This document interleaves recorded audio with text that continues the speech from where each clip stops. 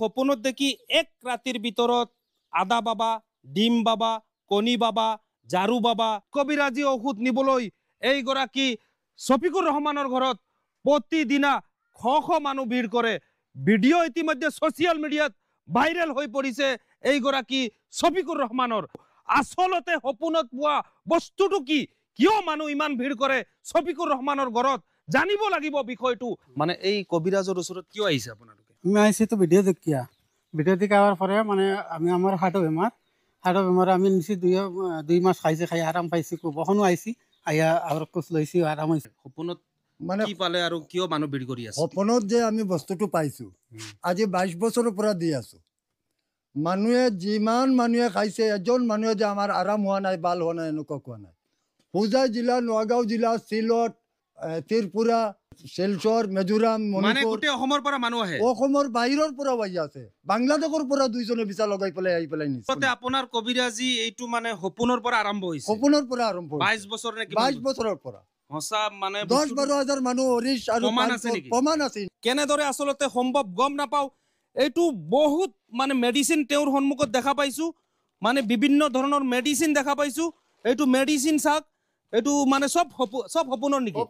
সব সপোনৰ বস্তু সন্মুখত ৰাখি থৈছে শফিকুৰ ৰহমান নামৰ এইগৰাকী কবিৰাজ। ছ'চিয়েল মিডিয়া বৰ্তমান মানে গৰম কৰি পেলাইছে এইগৰাকী সপোনৰ কবিৰাজ শফিকুৰ ৰহমান। কি বেমাৰ চাই, কি বেমাৰ চাই? হৰিশ আৰু মেডিকেল ভাষাতে হয় পাইটছ, আৰু এখাত দিগলজাৰৰ পৰা আহিছে অৰিশ বেমাৰ। অৰিশ এইটো 100% ভাল হয় নেকি? 100% ইনশাআল্লাহ আল্লাহ ভাল কৰে।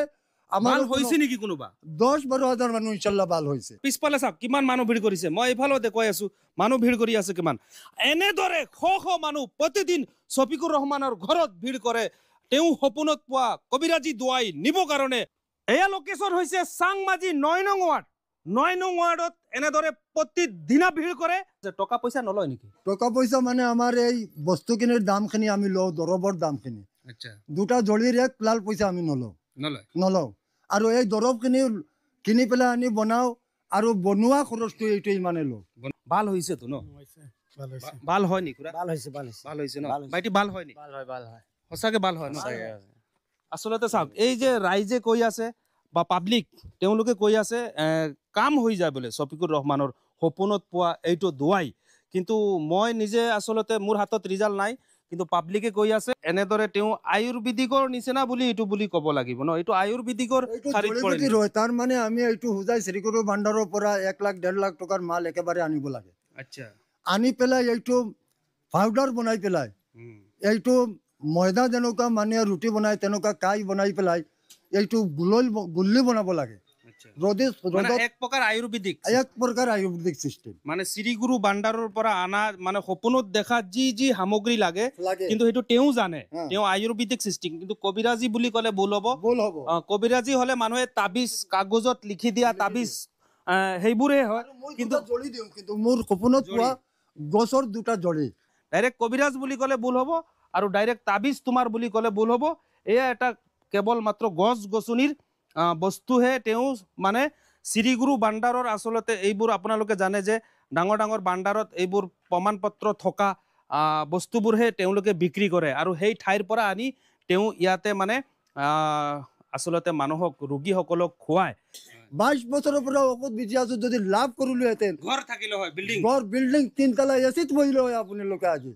আমি ইয়াত 1 পইচা লাভ নকৰো, আমাৰ খৰচৰ বাহিৰে আমি 1 পইচা নলওঁ, আৰু আমি ল'বও নালাগে। আৰু এটা কথা, যিসকলে সপোনত দেখি এক ৰাতিৰ ভিতৰত আদা বাবা, ডিম বাবা, কণী বাবা, ঝাৰু বাবা ওলাই যায় নহয়, তেওঁ সেইটো বাবা নহয়। তেওঁলোকে মাত্ৰ 2 দিন 3 দিন কবিৰাজী কৰে। এই ৰূপহী আৰু ক'ৰ যে বস্তা বাবাবোৰ ওলাই নহয়, তেওঁলোকে মাত্ৰ 3 দিনৰ বাবে ওলায় আৰু ব্যৱসায় চলায়। তেওঁ 22 বছৰৰ পৰা ব্যৱসায় কৰি আছে আয়ুৰ্বেদিক চিষ্টেম। তেওঁ কোনো তাবিজ তোমাৰ এইবোৰ নহয় হা।